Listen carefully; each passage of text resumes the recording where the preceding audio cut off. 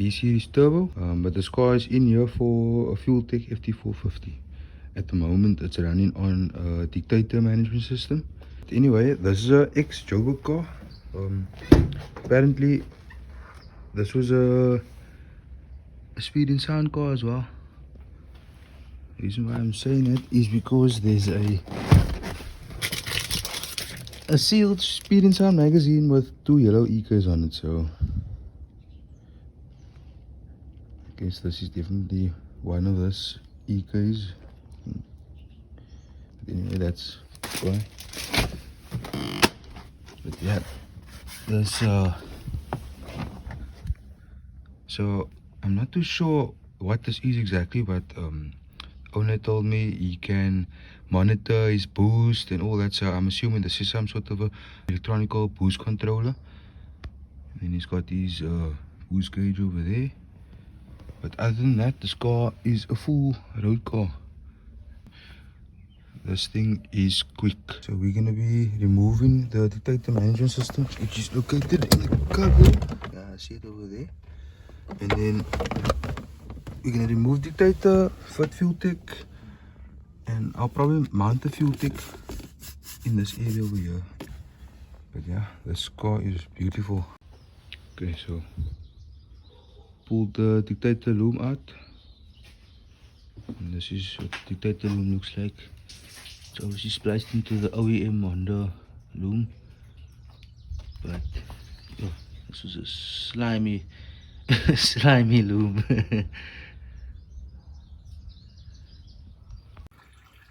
Okay, so I was actually still busy planning on doing measuring for the engine loom for the Fueltech, but plans have changed. We actually ended up getting a completely new setup for this car. It's also B series, it's also turbocharged, but it's basically like an upgraded engine over this. So this is a decent setup. This is a LS VTEC, it's a B18B GSR head, Kanto Pro Series intake, 17 throttle body.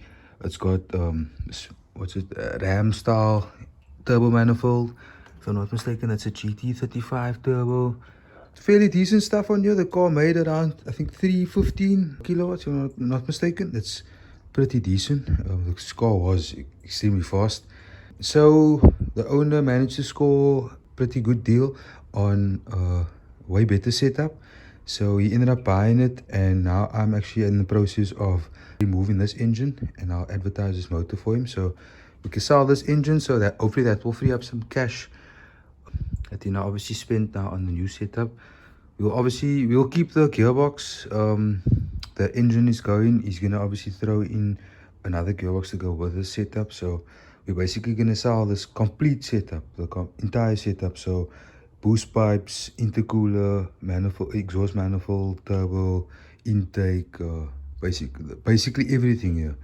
So yeah, while I'm busy here, I mentioned it to the customer, like I wanted to know by him if he's maybe open to the idea of actually wire tucking the base. So I'm gonna do his lights, his light loom, maybe either alarm speaker. We're gonna probably redo his fuel system as well, because his regulator's located over there. So I'll probably mount it around this area, or maybe on a strat tower. Maybe relocate the fuse box to the cabin as well, and then yeah, just tidy up the entire bay and make it look like show car representable, if I put it that way. So yeah, we'll see what it looks like when I finish off here. But this is what you guys are seeing now, and it will look completely different after today. So I'll show you guys the process. Okay, so got the motor pulled out, and now it's time to clean up this engine bay. Clean up all the dirt around the engine bay, and we can start tightening it up. And then this we can clean up as well, and then get this ready for the new owner.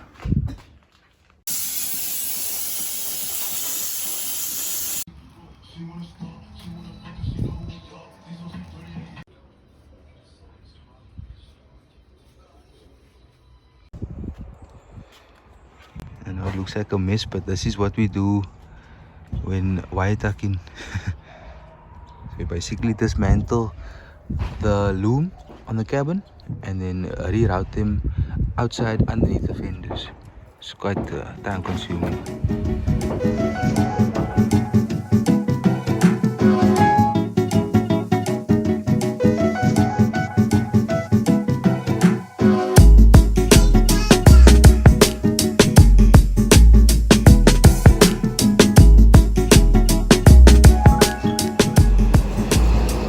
Okay, so we just took delivery of our new engine for the yellow Civic.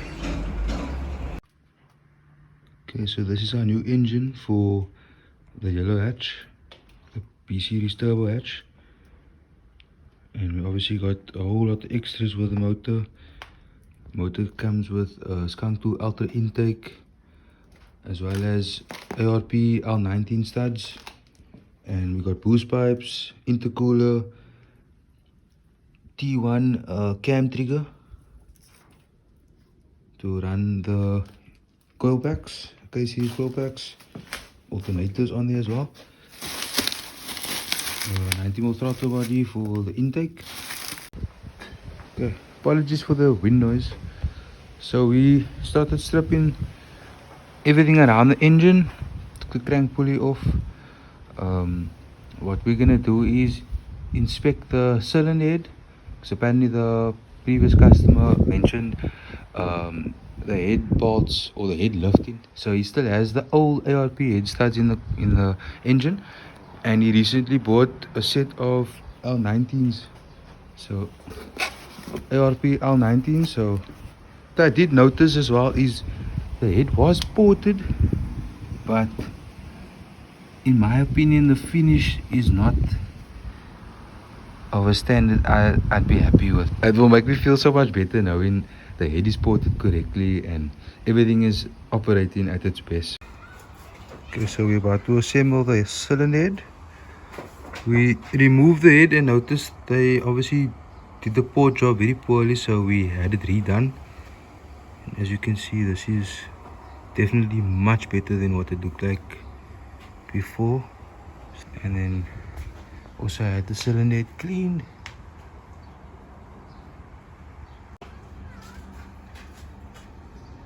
Exhaust side. Obviously the surface is much more smoother than the intake, so we don't have carbon bulging up. But I mean, it's definitely 100 times better than what the head looked like. So we're ready to assemble. We replaced the head studs with ARP L19s. That's in there. We're using the existing head gasket because it's still fairly new. So I just sprayed a bit of copper slip on the gasket and then cleaned out the whole sub-assembly. So wiped off some of the excess carbon on the pistons, cleaned out the sleeves, as well as dropped the sump. And then we cleaned out everything inside of the sump, so all the old sludge and whatever we found, everything's nice and clean. And check the seal, the gasket still looks good, so we did that as well. So everything's nice and tidy, so we can start assembling. We're gonna give the gearbox a wash and then maybe a thin liquor paint as well, just to make it look more appealing, and we can assemble.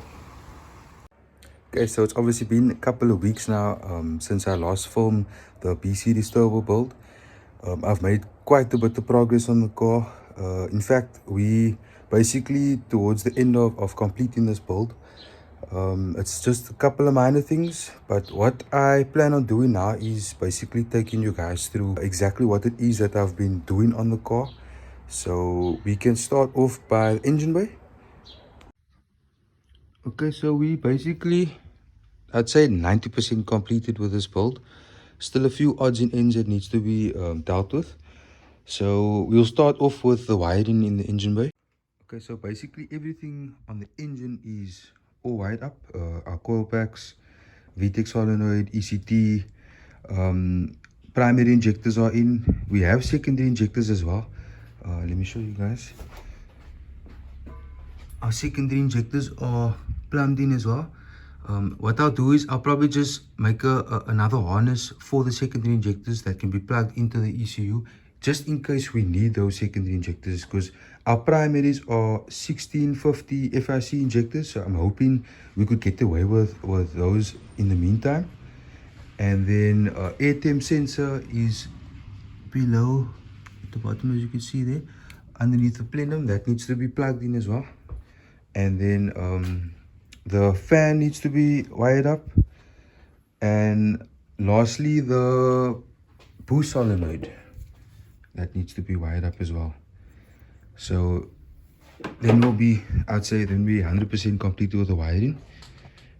We've got wheel speed sensor, the OEM wheel speed sensor in the transmission. We've got another rear wheel speed in the passenger rear, that's wired in as well. We've got flex fuel. I'll show you guys the flex fuel and everything else, and obviously the wiring on the inside as well. So yeah, that is basically our wiring on the build. And then as you can see, our catch can we still need to finish up as well. I decided to build a catch can that could just utilize this empty space. So we have 2-10 bungs on the valve cover, and we'll still need to pull out 2-10 on the sub-assembly, and we'll run those 4 into this catch can. So I figured I'm gonna try and get a little creative. Please bear with my welding. Yeah, so this is not stacking dimes. If you are local, this is stacking donkeys. So yeah, but anyway, the drain will be underneath the catch can. Hopefully it will be easy to get access to the catch can from the bottom. So I'll probably just add like maybe another piece of pipe or something with the drain, maybe just below it. And then boost pipes are done. Boost pipes are all plumbed in. So from the intake down around towards the intercooler, and then from intercooler over here towards the turbo. On the turbo side, the downpipe, I built the downpipe for it as well. We're gonna go underneath. I was kind of hoping we could have gone like a hoodie exit with an exhaust, which would have made it look so much more aggressive and probably sound crazy. But anyway, this is the customer obviously still plans on wanting to street this car, so I figured let's just try and make it as sleeper as possible, I guess. Oil feed is plumbed in. We've got our coolant lines as well. This is a ball bearing Garrett GT35, and this is my coolant line. I routed from the upper radiator filler. I plumbed the lower coolant line in the sub-assembly over there using this little block off. And then what I still need to do on the exhaust manifold, this is a V-band turbo, so I cut the T3 flange off and I welded a little reducer on there to accommodate our V-band. I still need to add the wastegate onto the manifold. Okay, so I'm guessing I'm probably going to end up using this area over here to weld the wastegate. Hopefully we'll have enough clearance to clear in this space over here and to accommodate the engine if it were to tilt. So that's basically the final thing I have to do on the exhaust side, is plumb up the wastegate. Okay, so there's our oil return, which is also a -10 line. Try and get underneath here. And that is screwed into the Maroso oil pan. So that is done as well. Okay, now onto the fuel system. Our regulator is mounted at the bottom of the firewall, and the lines are running underneath the vehicle. We've got our feed to the top rail. Later I will, if we were to need the secondary, I'll probably add a 90 on the top rail and then make it find its way to the secondary rail at the bottom, and just send the feed through and loop it basically to the lower rail. And obviously the return is directly on the fuel pressure regulator. Our fuel pressure sensor is in there as well. And we removed the OEM tank. So moving away from the engine bay now, we're going to go to the rear. Okay, so we removed the OEM tank, install the 2-liter fuel cell. This is our return running through here. And this is our flex fuel sensor. Wire into the return. Feed is coming from the tank into our fuel pump. Fuel pump is over there. We had a fuel filter on there, but it was one of those Chinese knockoff filters with this filter in it. But I was told there's like this epoxy that holds the mesh inside there that will eventually start disintegrating because of alcohol fuels and so on, and that could potentially plug up your injectors and potentially damage your engine. So I decided to remove the filter. I was told there's like a hack to actually using one of these fuel filters. What we decided is not to go through all the trouble and just actually spend the money and buy something that's more legit. So this is the FTF inline fuel filter. It's a -10 female on both sides, and it's obviously easy to maintain as well. You can screw it out, and this filter it's a magnetic filter as well, so it picks up whatever debris that would come from your fuel pump, whatever. And also it's somehow I think it's a crimped on here, or there's a little circlip on there. So this is you can obviously clean it out. There's no glue or epoxy whatsoever inside here, and I mean it's definitely well worth the money. Then I mean it could save your engine, so remember to self. So yeah, it's basically how far we've come so far. So obviously still need to do the wastegate, solenoid, fan switch, air temp sensor, then we're good to go. I'll show you guys the interior. Okay, so I removed the OEM cluster and made a little background to mount onto our Fueltech FT550, and this is our nano that's mounted on there as well. It looks in my opinion, I think this looks pretty cool. It looks almost OEM like, if you put it that way, like it's meant to be there. And also another nice feature is, let's just say for instance, if you were to be let's say for example a shopping center, this could act as an anti-theft as well. So you can remove the ECU, just flick it up, pull it forward, and then you can obviously unplug the ECU. Obviously you could take it with him, put it in his wife's bag or whatever. So at least that's another nice feature. And then to reinstall it, obviously plug it back in, take it in there, and then just push it down, and that's locked in again. Okay, back over to the wire inside. This is our own custom inline fuse box or relay box. So our coils are wired, injectors, ignition, fuel pump, as well as VTEC. And then this is basically all our spare inputs and outputs. Obviously the 550 has much more than that of a 450. And what I did was I basically just insulated everything that's going to the engine bay, and then right underneath the battery bracket is where all the plugs are located. So it makes it easier to just unplug, and then you could leave the engine harness still attached to the engine if you were to be removing the engine.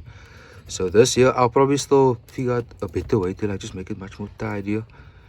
And then over here, this relay over here is our starter relay. So I wired one of the gray wires from the FT550 to a relay to our starter solenoid. So at least we can actually start the car from directly from the screen itself. That just makes another nice feature.